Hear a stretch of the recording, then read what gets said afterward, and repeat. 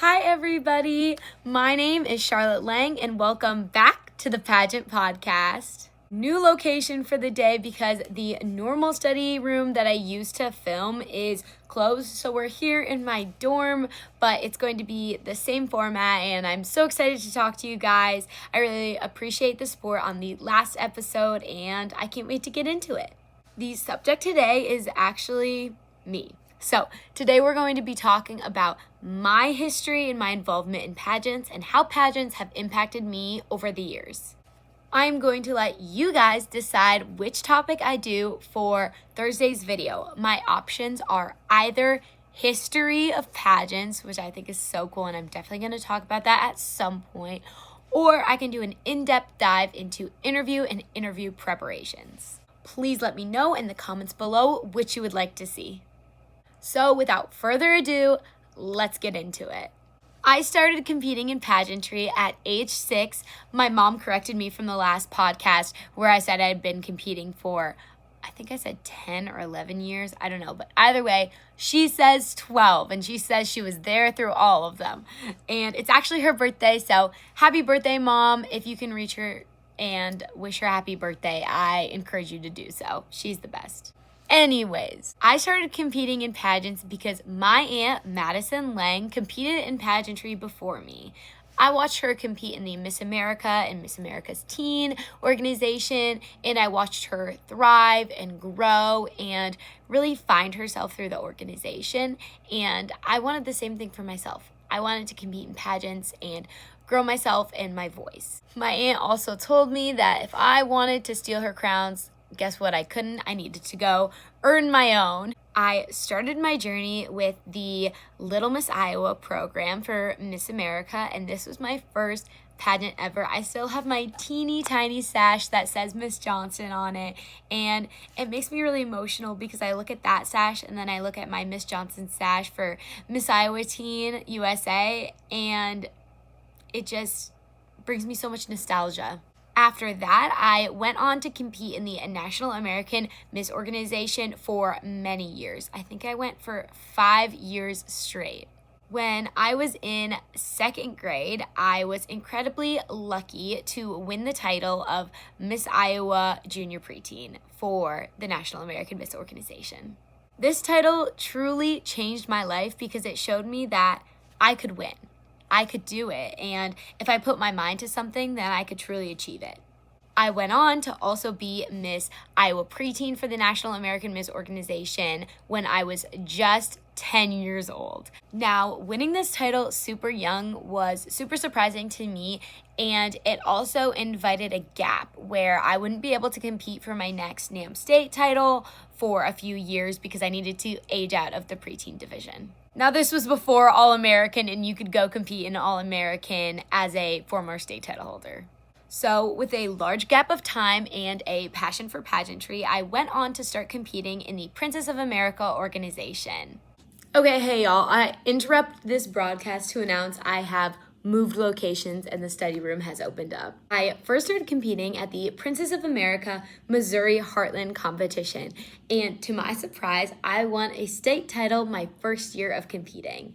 I went on to get my first ever national placement at a pageant. Placing second runner-up to Princess of America was truly a life-changing moment for me. It informed me that I was actually really good at this, that I could do this, and that there was an opportunity for me to make real change and have a true impact with a national title. This idea truly motivated me, and I came back the next year with the title of Princess of America Miss Midwest Preteen and won the title of Princess of America Preteen. Now, that title was the most incredible experience. Having such good sister queens that I was able to connect with and get so close with, it just became the absolute best year, and it changed my life.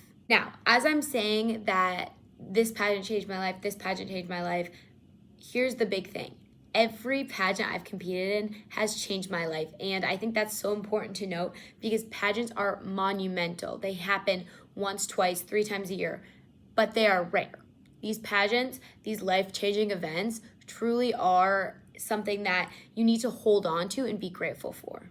Now, after I gave up my title of Princess of America Preteen, I went back and competed for National American Miss Junior Teen, and I was lucky to win the Iowa title and go to nationals. At this time, I had now aged up and was able to compete in the title of Miss Iowa Teen USA. So, the year after I gave up my NAM state title, I competed for the very first time on the Miss Teen USA stage at the state level. This was very scary for me. I had never before competed in a fitness competition that counted towards my main overall score, and that was very intimidating. This pageant was a dream for me. I've wanted to hold the title of Miss Iowa Teen USA since I was a little girl. This has been something that I have dreamed of every night since I was probably 7 or 8 years old. Last year, I was grateful and thankful to take home the placement of second runner-up in the state. That then motivated me to come back this year and led me to win the title of Miss Iowa Teen USA. And now I'm going to Miss Teen USA. I can only imagine what little me would say, and it would be pure shock. She would absolutely never believe this. This is truly something that was out of her world, out of her mind. She couldn't even probably conceptualize this idea. Which is why it's so important to me that I put my best self on stage at Miss Teen USA, because I want to make little Charlotte proud and I want her to feel happy with my performance. Now I'm going to talk a little bit more about pageantry's impact. Now, as a little girl, I have always been this loud person that has something to say. I've always had a big voice that is super powerful and sometimes overwhelming for people. When I was young, I was constantly told that my voice was too much, that I needed to be quiet, I needed to shade that side of myself and not show it off to other people, not be too much at any point in time. And this made it so I was very uncomfortable in who I was, and I was very worried about shining too bright. With this in mind, I truly never believed that I would win a pageant. When I was competing for NAM State for those 3 years before I won, I truly thought year after year, I'm not capable of this. I can't do this. And pageants proved me wrong. When I went in my junior preteen year and was completely and authentically myself, I didn't worry about what other people thought. I didn't worry about being too much, and I ended up winning the title. I'm so grateful for this because it proved to me that my voice is my superpower, and I can use my voice to make a difference. I can use my voice to help me succeed, and I am never too much. I am exactly enough.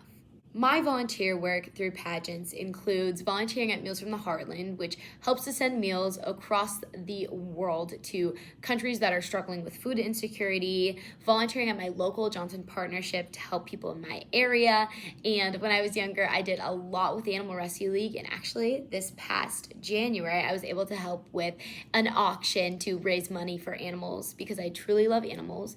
However, my true passion is teaching other girls that their voice is enough and they are not too much. They are exactly who they are meant to be, and they are never shining too bright. They are always perfect and beautiful just as they are. I want the lesson I learned about my voice to be one people learn earlier in life or never have to learn at all. My initiative, Let's Get Loud, aims to lift up women's voices and lift them up. I just want them to believe that they are powerful, they are strong, and they are never too much for any room. The last thing I want to talk about in this episode is mental health. For me, my mental health has never truly been strongly impacted by pageantry in a negative way. Pageants have actually done the opposite. They've lifted me up, made me feel like I have a purpose, I have a place, and that my voice has power. However, pageants can be extremely stressful. If you're like me and you're competing for Miss Teen USA or Miss USA right now, I'm sure you feel overwhelmed in some capacity. It's so important to remember that you have support systems out there that can help you and that can motivate you to do good, but also take care of yourself. September is National Suicide Awareness Month, and I just wanted to bring attention to this and get loud about it because it's important to remember you never know what struggles people are going through, and it's so important to show them empathy and kindness whenever you can. please reach out to somebody around you and make sure they know that they are heard, they are seen, and that they are loved. If you like this video and you want to see more, make sure you subscribe and like the video, and make sure you comment down below what you want to see in the next episode. History of pageants, or interview, a deep dive into it.